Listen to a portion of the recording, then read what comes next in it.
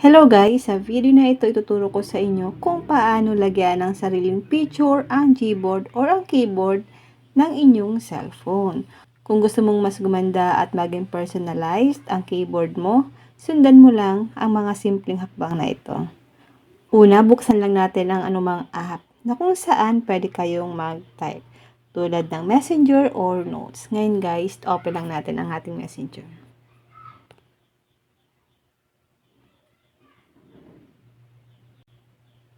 Pangalawa, pili lang tayo dito guys ng ka-chat natin. Halimbawa guys, ito tap lang natin. Pangatlo, pindutin lang natin ang message. At pindutin natin ang settings icon or gear icon sa itaas. Okay, so itap natin dito ang settings icon. Ito yon. Pagkatapos, piliin natin ang theme. Tap lang natin ito. Sa theme section, hanapin at pindutin ang My Themes or ang plus icon. Ito yun guys. Tap lang natin ito. Lalabas dito ang ating picture. So, hanap lang tayo dito ng picture na gusto mong ilagay sa inyong mga Gboard or sa inyong mga keyboard ng phone.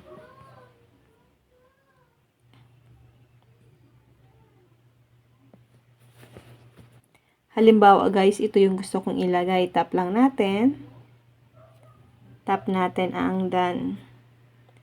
At dito naman guys, i-drag lang natin or i-move ang picture. Halimbawa, ganyan. Kapag okay na yan, itap na po natin ang next. Dito, meron siya ditong adjust brightness. Depende po sa atin kung gaano kaliwanag ang mga letra ng inyong Gboard or ng inyong keyboard. And then, kapag okay na po yan, itap na po natin ang done.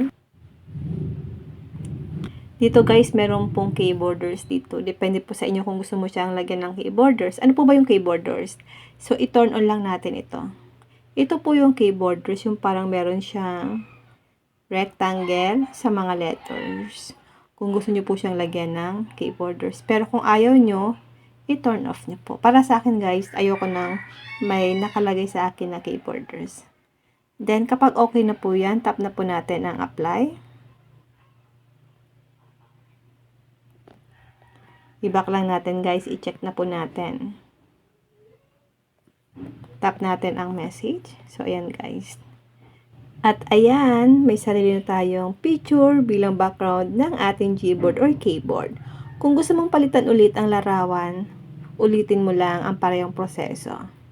Kung nakatulong ang video na ito, huwag kalimutang i-like, share, at mag-subscribe para sa mas marami pang teach tutorials. Maraming salamat po sa panonood at magkita-kita tayo sa susunod na video.